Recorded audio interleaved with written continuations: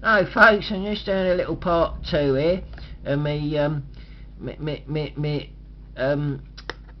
obsessive labelling disorder, and mixing with a few control freaks, and you got quite a whoa. We're in a bit of a yeah. Anyway, one thing I was thinking about was a lady I know, a very nice lady she is, and she's a foreign lady. Her English is better than mine.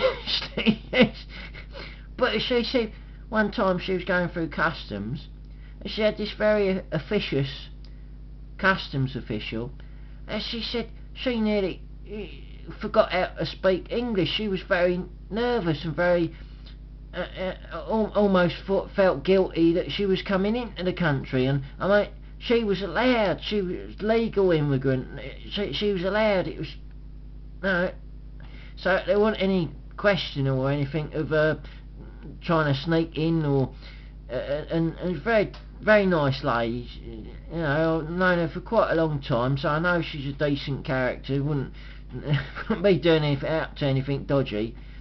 And I thought about this, because they're putting in all these things like body scanners and things that analyse your movements and all this sort of thing, and oh yeah, we got a dodgy character over there because this computer's analysed the way somebody walks or way they're standing or all that sort of thing.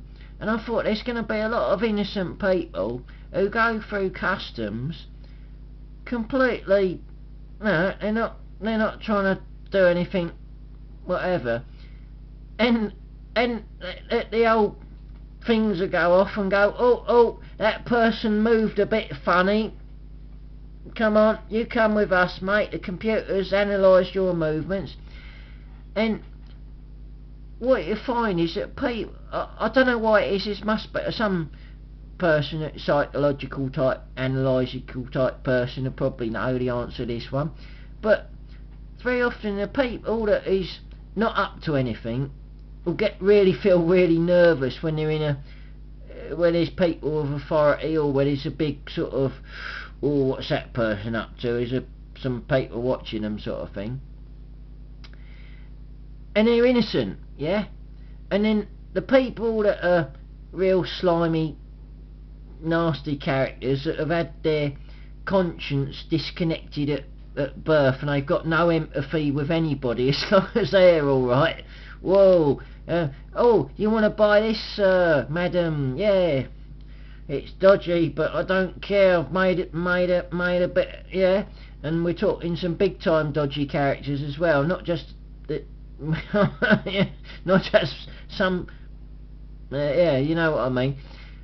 And it's funny because those sort of people, they could be all in a truck through something real dodgy, and they're so calm and collected and so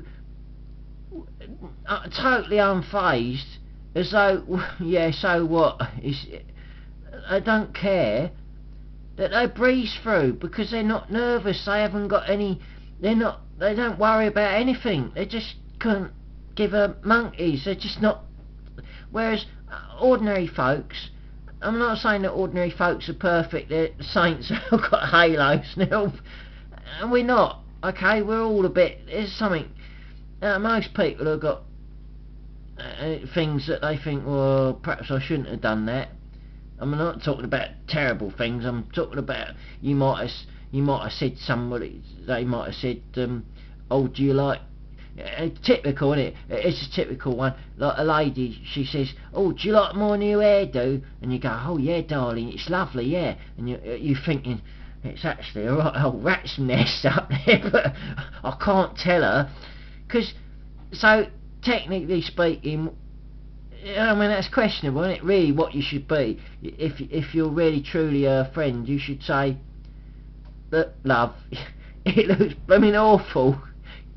Go get your money back and go change your hairdresser, right? End of the day. But and if she was your true friend, she'd say, "God, that was decent of him. He risked because because ladies have genetically sharpened elbows, I can tell you. he risked having an elbow in him to tell me that my hairdo wasn't good. See, so that's how it should work, okay, but sometimes there are situations where we blokes, we kind of go, yeah, okay, right, okay, I don't think we really want to, yeah, so that's what I'm saying. This is just an example where we ain't perfect, right? But generally, sort of the ordinary people, there's a lot of things that we do, we say, or whatever, or somebody else does and says, that'll make us nervous. And we're not up to anything, but because people are sort of almost like on this high alert state, they're like, oh, somebody said something, or somebody said something in a particular way. Let me look at my code book and decipher what that means. Oh, if they said it like that, or they use that particular tone of voice, or there was a pause before they said it, or did they stutter a bit? Oh, and they're analysing it all down to the last. I mean, they analyse this more than they will anything that goes on in politics in the real world, anything that really matters. And they go, right, and so, of course, I think that it just feeds in on itself, doesn't it? Because we're all aware. I mean, we do it. I mean, I do it. We're all aware that other people are watching us and analysing us, and it don't help that you've got a government what sticks cameras everywhere and surveillance everywhere and all this sort of, I mean, it's like living in total paranoia, isn't it? And everybody's sort of a bit suspicious, a bit watching everybody else. Like, is that person up to something? And it's a mate of mine, his son locked his bike up in the town centre. Well, it's actually a city centre, so it's even worse. And his lad had lost his key, you see. So he went back home and he went to his dad and he said, "Here, Dad, I lost my key to my lock on my bike. I've left the bike in the city centre." So of course, poor old Dad, I mean, he thought, well, son, you can't leave that bike locked up in the city centre because it won't be there tomorrow morning. Okay, and we ain't talking authorities will clamping it either. And so, of course, he goes into the town, the city centre, and he's got his hacksaw. His hacksawing off this, and it's his son's bike. and he got a few looks, I can't think why. But it was funny, because on that situation, he said he felt guilty.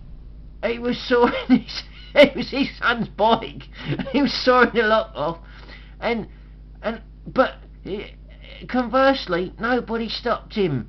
Nobody said, "Excuse me, what are you doing there?" Or went and got Plod and said, "Hey, excuse me, there's a bloke sawing." And so it's sort of some, I think they call it a dichotomy, don't they? And then I said, "What?" So he said, "Yeah." And so it makes you think, doesn't it? It's sort of kind of I don't know.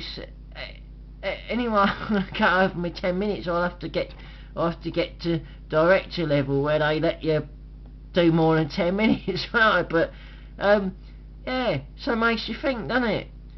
It's everything's upside down, downside up, and it's funny, isn't it, when politicians tell you one thing and when they get in power they do something else, and people are analysing something that matey down the road does, or missus across your neighbour across, and all the stuff that, as I say, really matters, people don't,